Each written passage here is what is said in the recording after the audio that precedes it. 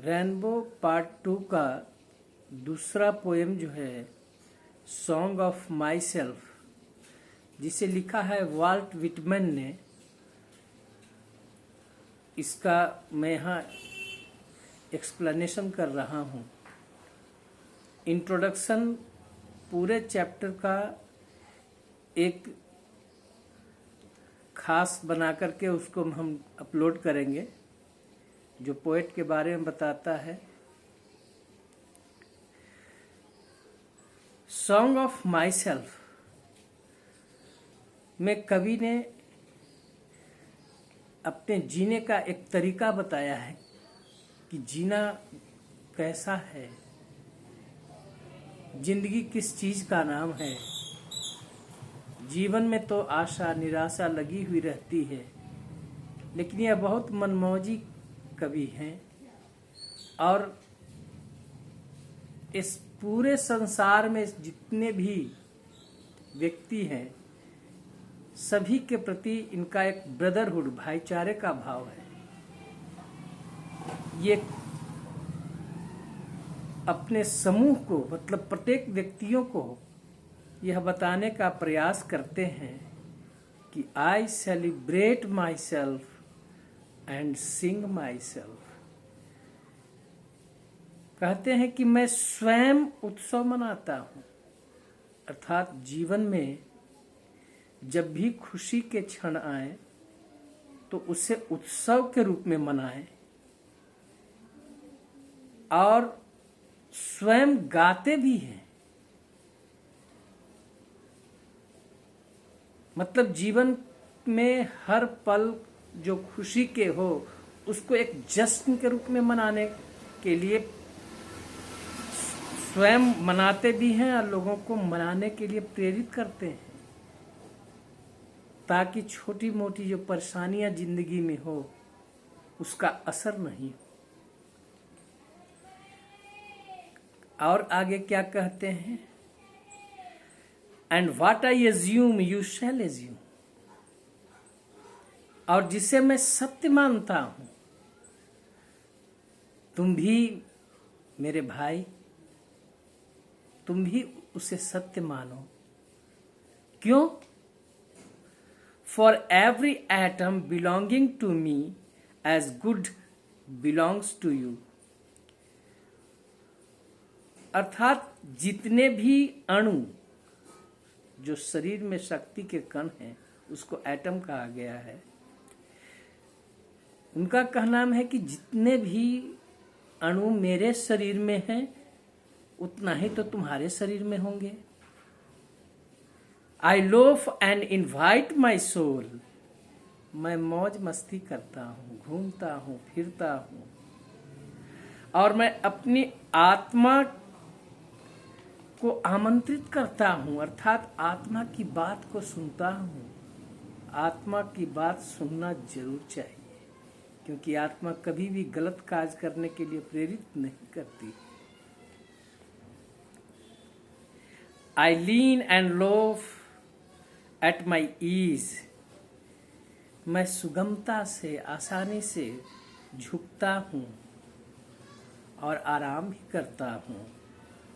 Observing a spear of summer grass, और ग्रीष्म काल की घास जो है जिसकी नुकीली जो ऊपरी भाग होता है उसके नुकीले भाग को मैं महसूस करता हूँ और उसमें आनंद की अनुभूति होती है।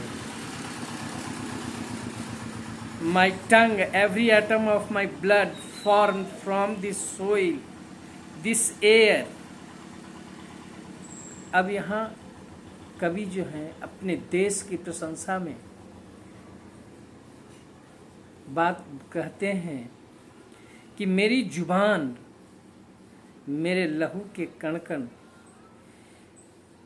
इस मिट्टी अर्थात अमेरिका की मिट्टी से, इसी हवा से बने हुए हैं। born here of parents, born here from parents the same, and their parents the same। यहाँ जन्म लिया अपने माता पिता से, और उन्होंने भी इसी तरह अपने माता पिता से जन्म लिया है, जिसके माता पिता भी अपने माता पिता से जन्म लिया, अर्थात मैं अपने माता पिता से जन्म लिया हूँ, मेरे माता पिता दादा दादी से जन्म लिया और मेरे दादा दादी ने मेरे परदादा और परदादी से जन्म लिया।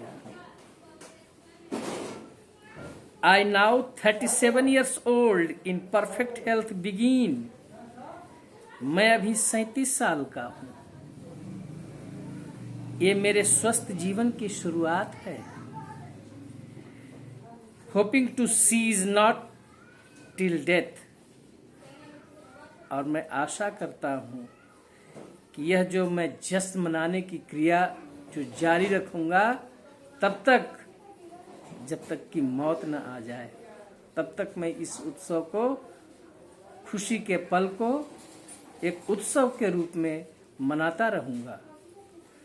क्रीड्स एंड स्कूल्स इन अभियान्स, सोच और पंथ, यहाँ बहुत से विचार हैं, पंथ हैं, धर्म हैं,